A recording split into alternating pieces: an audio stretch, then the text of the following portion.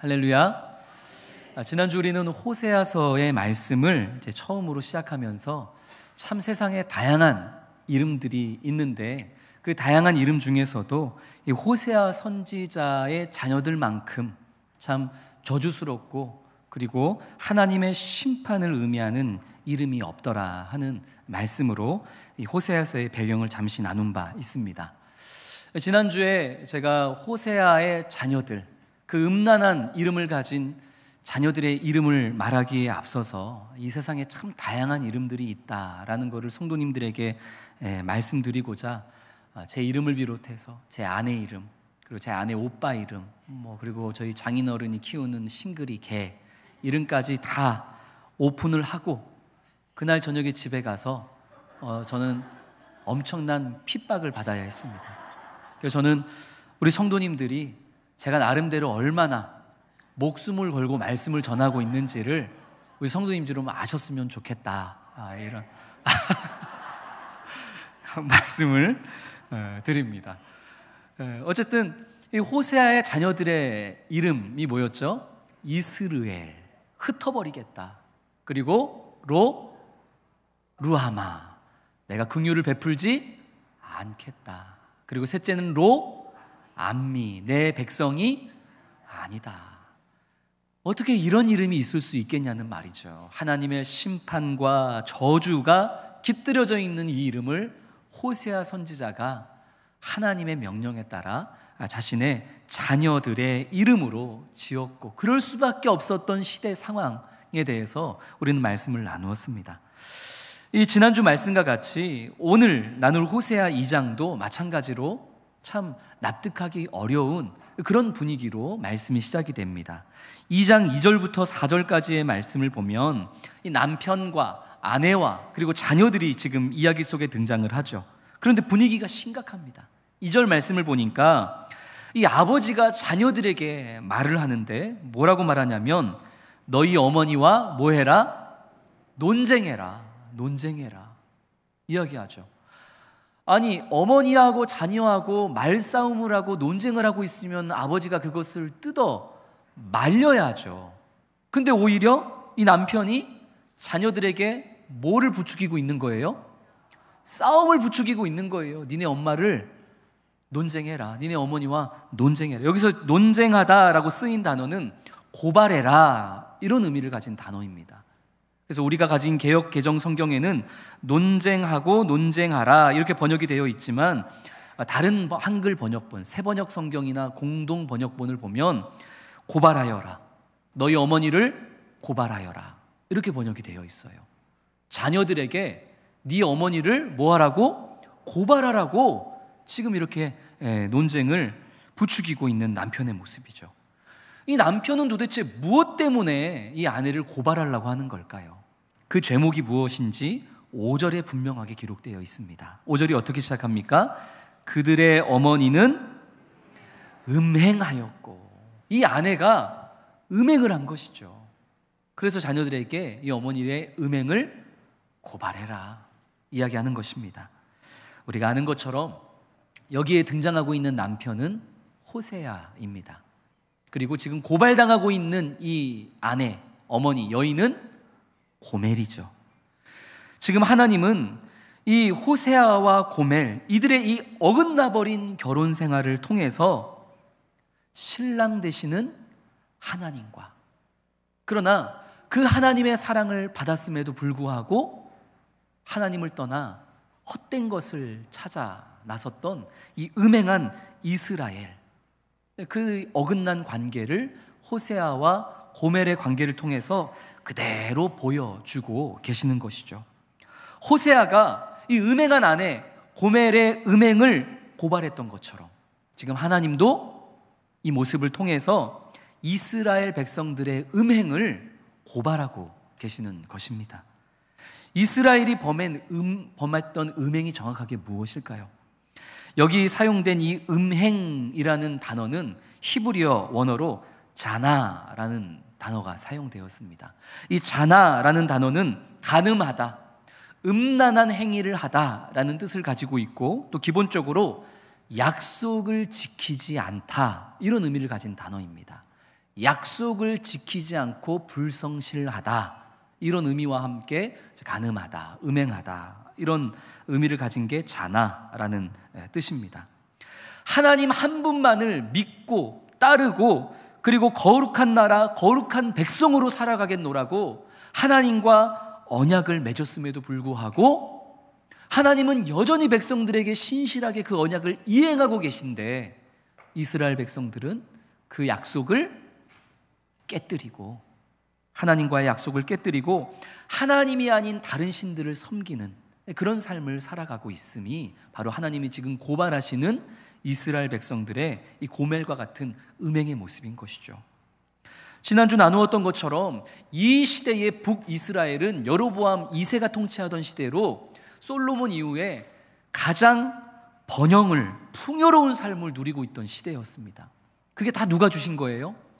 하나님이 그 풍요로운 삶을 당신의 백성들에게 허락해 주셨음에도 불구하고 하나님께 감사하기는커녕 하나님이 주신 것들로 오히려 엉뚱한 바알과 아세라, 이 헛된 거짓 신들을 숭배하고 있으니 이것이야말로 음행인 것이죠. 약속을 깨뜨린 불성실한 간음의 모습인 것이죠. 자, 이렇게 음행한 아내를 호세아가 아니고 누구죠? 호세아 맞죠? 네, 제가 지금 호세아 선지자가 이 고멜, 이 간음한 아내를 고발했습니다. 그러면은 아내가 어떻게 나와야 될까요? 싹싹 빌면서 용서해달라고, 자기 죄를 자복하며 회개해야 되는 거 아니겠습니까? 그래도 모자랄 판에 이 음행한 여인 고멜, 그리고 그 고멜로 상징적으로 대체되고 있는 이스라엘 백성들은 음행한 자신의 모습을 이렇게 변론합니다. 우리 5절 말씀 같이 읽겠습니다. 2장 5절. 그들의 어머니는 음행하였고 그들을 임신했던 자는 부끄러운 일을 행하였나니 이는 그가 이르기를 나는 나를 사랑하는 자들을 따르리니 그들이 내 떡과 내 물과 내 양털과 내 삶과 내 기름과 내 술들을 내게 준다 하였음이라. 아멘.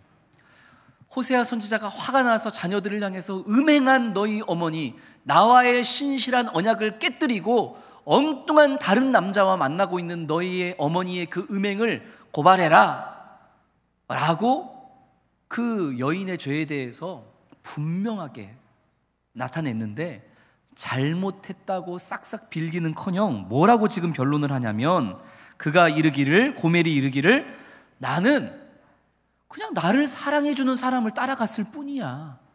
그거를 지금 핑계라고 대고 있는 거죠. 몇 년 전에 우리나라 드라마 중에 이 불륜을 저지른 남편이 이런 대사를 날리면서 또 한참 유행이 됐던 적이 있죠. 이 불륜을 저질러 놓고서는 적반하장으로 뭐라고 얘기하냐면, 사랑에 빠진 게 다 보셨군요. 불륜을 저질러 놓고서 고발하겠다고 왜 그랬냐고 하니까 적반하장으로 뭐라고 했다고요? 사랑에 빠진 게 죄는 아니잖아. 사랑에 빠진 게 죄는 아니잖아. 그러는 거예요. 근데 지금 그 얘기를 고멜이 똑같이 하고 있는 거예요. 음행해 놓고서 너 왜 음행했어? 고발했더니 나는 그냥 나를 사랑해주는 사람 따라간 것 뿐이야. 그게 죄는 아니잖아. 그렇게 얘기를 하고 있는 거예요. 이 얼마나 놀라운 일입니까? 지금 고멜이 말하는 거죠. 나는 나를 사랑해주는 신을 따라간 것 뿐이다. 바알처럼 진심으로 나를 사랑해주는 신이 없다. 나에게 이 농경시대에 필요한 것들, 풍요와 번영과 다산을 책임져주고, 뿐만 아니라 나에게 필요한 떡과 물과 양털과 삶과 기름과 술들까지도 이 바알이 다 내게 준다 그랬다.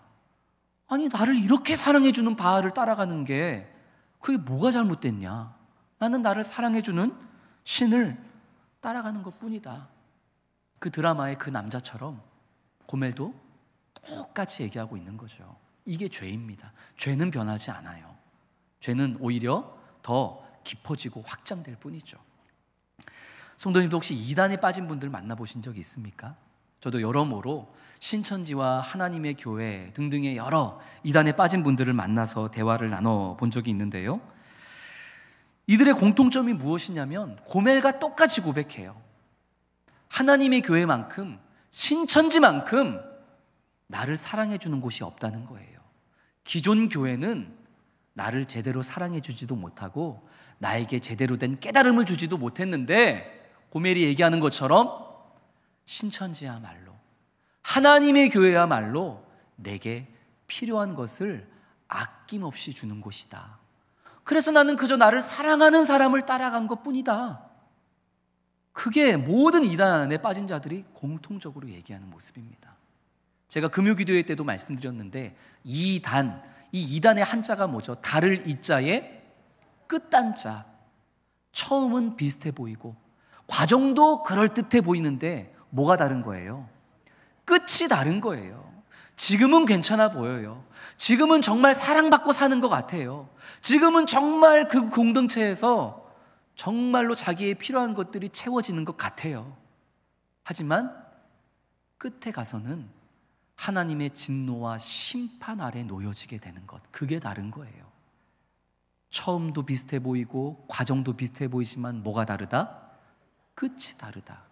그게 끝단자에 달을 이자 이단인 것이죠. 그러나 그것을 깨닫지 못하는 것입니다. 사실 우리가 믿고 따르는 우리 하나님의 사랑은 매력적인 사랑은 아니에요. 솔직히 따지고 보면 하나님의 사랑이 매력적입니까? 바알의 사랑이 매력적입니까? 누구 사랑이 매력적이에요? 말하기 힘드시죠? 근데 세상의 지혜와 세상의 방법과 세상의 기준으로 따지고 보면 누구의 사랑이, 하나님의 사랑이 매력적이겠어요? 바알의 사랑이, 이단의 사랑이 매력적이겠어요? 바알의 사랑이죠. 보세요. 우리를 향한 하나님의 사랑이 어떤지 한번 보세요. 우리 하나님 너무 무관심해요. 정말 내가 고통스러워서 좀 살려달라고, 응답해달라고 눈물 흘리며 기도해도 하나님 응답하실 때가 많아요? 응답 안 하실 때가 많아요? 응답 안 하실 때가 많아요. 내 이 간절한 기도를 도대체 듣고 계신지 안 듣고 계신지 졸고 계신지 아무런 반응이 없는 때가 많아요. 진짜 하나님 계신가? 내 기도 듣고 계신가? 뿐만 아니라 오히려 가만히 있는 나를 넘어뜨릴 때도 있으세요. 시험에 빠지게 만드시기도 해요. 그리고 뭐 그렇게 하지 말라는 거는 많은지, 이것도 하지 말아라, 저것도 하지 말아라, 네가 먼저 죽어라, 네가 먼저 엎드려라, 네가 먼저 낮아져라, 네가 먼저 용서해라, 네가 먼저 섬겨라. 하여튼 하나님 나한테 요구하시는 거 보면 하나같이 다 하기 싫은 것들, 나한테 관심도 없는 것 같고, 내가 하나님께 뭐 해달라고 요청해도 즉각 응답되는 때도 별로 없고, 하지 말라는 것도 많고, 내 길을 막으시고 자꾸 나를 넘어뜨리시고, 이게 우리를 향한 하나님의 사랑의 모습이잖아요. 매력적이에요? 매력적이지 않아요? 그래도 우리 성도님들 믿음이 있어서 끝까지 하나님을 부인하지 않고, 세상의 눈으로 볼 때 이런 사람을 따라간다는 거, 이런 신을 믿는다는 거, 우리가 고린도전서에서 나누고 있는 것처럼 어리석은 거예요. 얼마나 바보 같아요. 이것저것 다 준다 그래야 오케이 하고 따라가는 게 맞지. 이것도 안 주고 저것도 안 주고 이것도 못하게 하고 저것도 못하게 하고 넘어뜨리고, 근데도 하나님을 사랑한다고 고백한다면 세상 사람들이 보기에는 그거보다 미친 짓이 없는 거예요. 그거보다 미친 짓이 없는 거죠. 그래서 계속해서 고린도전서에서 사도 바울이 세상의 지혜는 하나님의 지혜를 어리석은 것으로 여긴다라고 반복해서 얘기하는 거죠. 반면에 바알의 사랑은 어떻습니까? 이단의 사랑은 어떻습니까? 내가 무조건 맞다고 해줘요. 잘못해도 괜찮다고 해줘요. 타협해도 그래도 괜찮다고 해줘요. 내가 원하는 쾌락, 그것도 한번 마음껏 해보라고 허락해줘요. 아, 이게 진정한 자유함이구나. 이게 진짜 자유지. 이게 진짜 사랑이지. 이게 진짜 평안이지. 이렇게 착각하게 만드는 게 바로 바알의 사랑법입니다. 그게 이단이 많은 사람들을 꿰는 유혹이고 방법인 것이죠. 그것이 진정한 자유요, 평안이요, 사랑이라 착각하면서 수많은 사람들이 넘어가 버리고 마는 것입니다.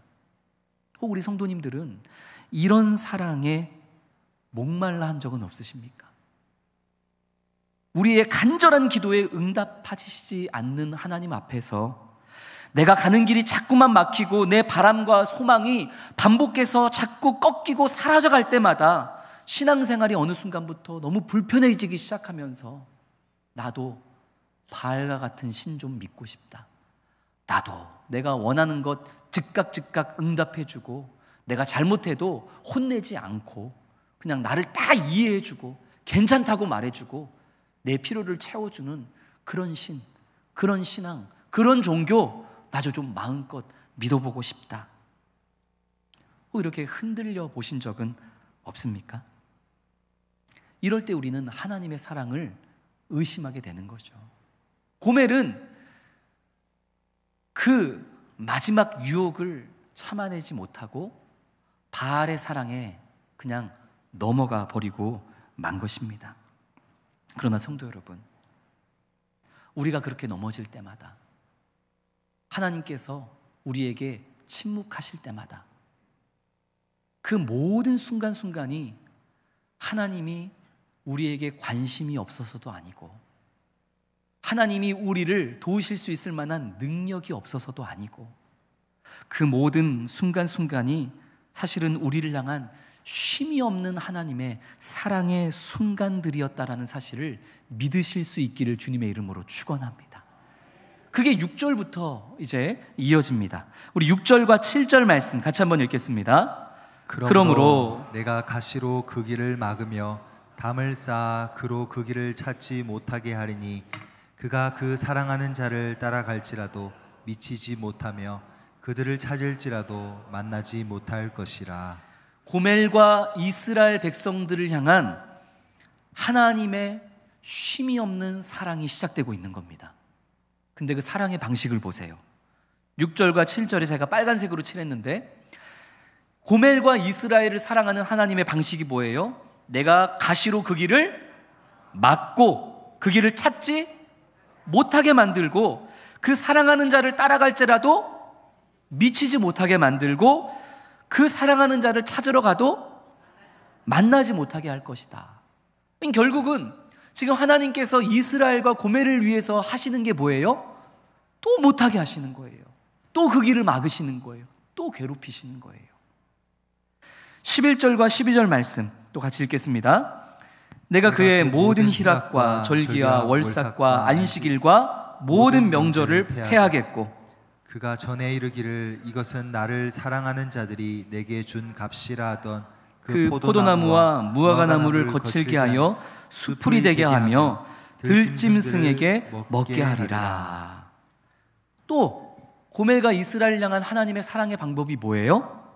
모든 명절을 폐하겠고 없애버리겠고 바알을 비롯해서 온갖 거짓신들이 고멜에게 이스라엘 백성들에게 주겠다고 약속했던 그 모든 포도나무와 무화과나무 이 모든 것들을 어떻게 하겠다고요?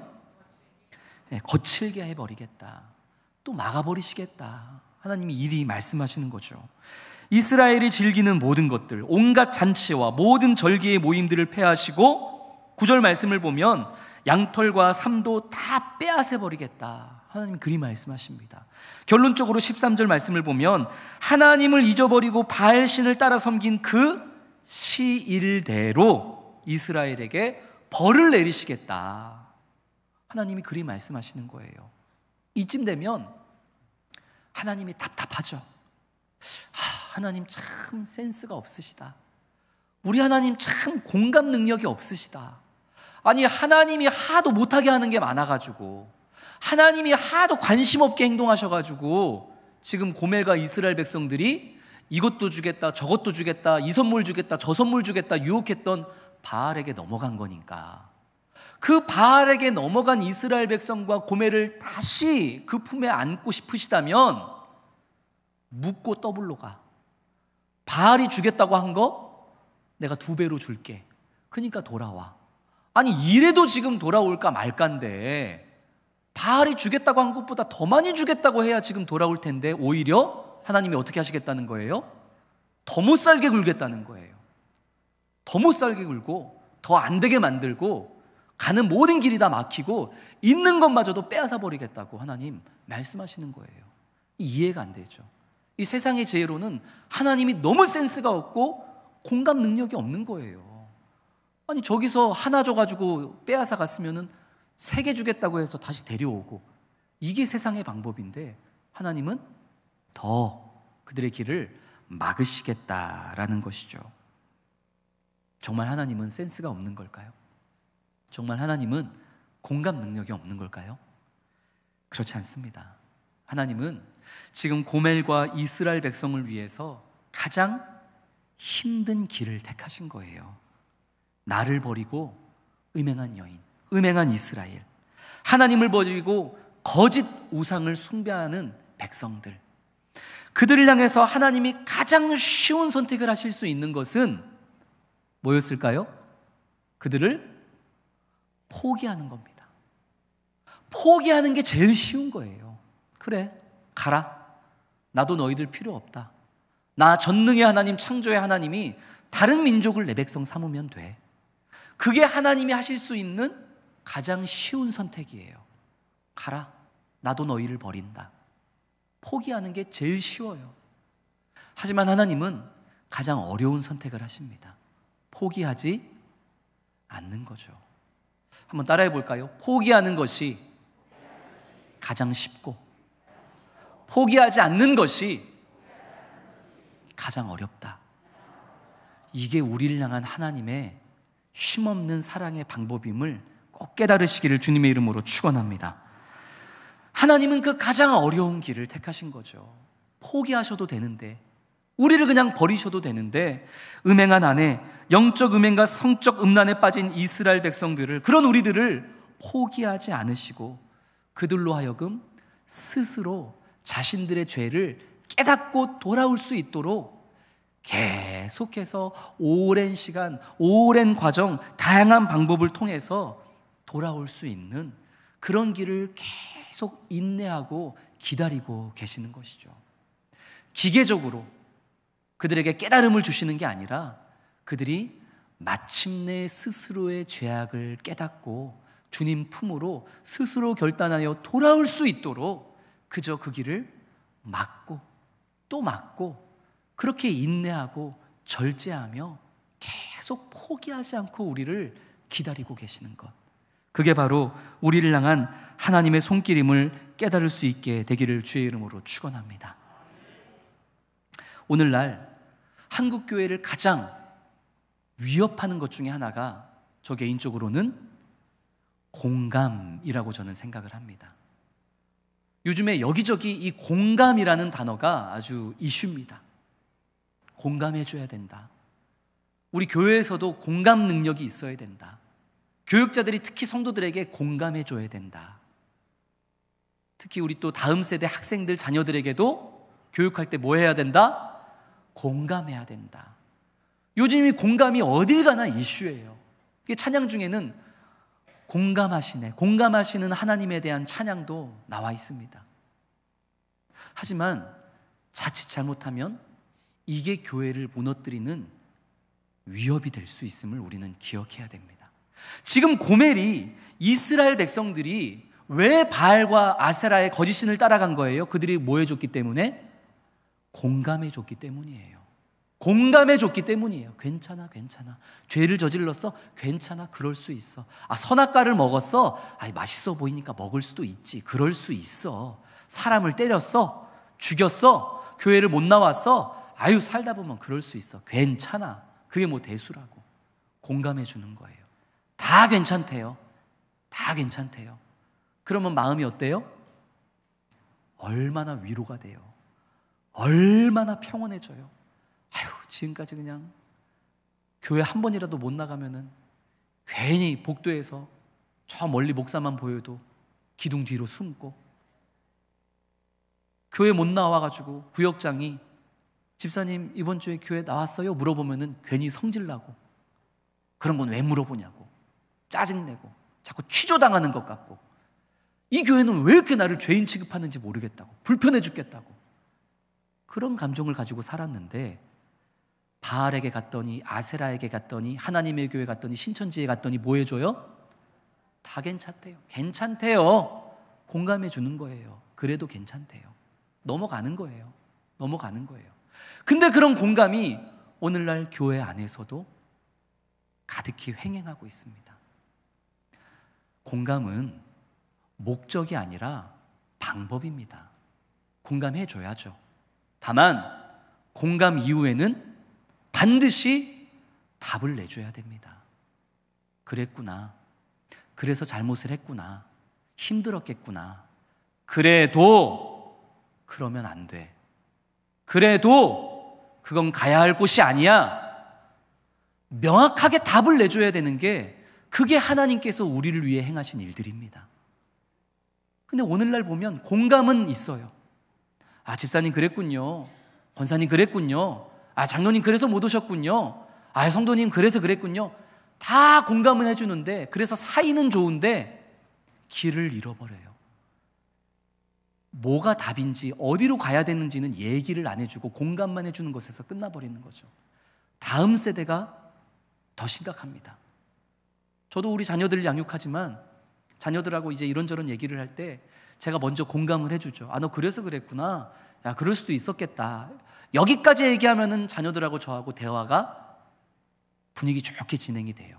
근데 거기서 제가 이제 답을 내리죠. 그래도 너 그렇게 하는 건 잘못된 거야.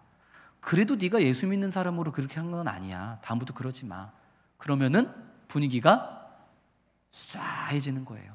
아, 우리 아빠 공감 능력 제로야. 아, 우리 아빠 꼰대야. 맨날 이래라 저래라. 다른 데 가면은 그냥 공감만 해주는데. 위험합니다. 공감은 과정이고 도구일 뿐입니다. 반드시 공감 이후에는 뭐가 진행되어져야 한다? 답을 내줘야 해요. 그게 우리를 향한 하나님의 방법입니다. 하나님은 공감만 해주시는 게 아니라 우리가 잘못한 것에 대해서는 반드시 그에 대한 징계와 심판과 책임을 지게 하세요. 그러나 그 과정을 통해서 반드시 주님 품으로 돌아오게 하시는 거죠. 깨달음을 주시는 거죠. 공감으로는 깨달음을 줄 수 없습니다. 공감에 이어지는 그에 따른 분명한 답을 주는 것만이, 그것이 때로는 넘어지게 하는 방법이 될 수도 있고, 때로는 응답하지 않는 그런 하나님의 침묵의 응답일 수도 있고, 하나님은 다양한 방편을 통해서 우리로 하여금 공감을 뛰어넘어서 우리의 문제점을 깨닫게 하시고 다시 주님께로 돌아올 수 있는 그런 길을 우리로 하여금 답을 주시고자 오늘도 쉬지 않고 일하시는 하나님이심을 반드시 기억하고, 공감만을 바라면서 엉뚱한 곳에다가 우리의 에너지를 쏟아내지 말고, 때로는 우리를 때리시지만, 때로는 우리를 넘어뜨리시지만, 때로는 우리에게 무관심하신가? 우리를 도울 만한 능력이 없으신가?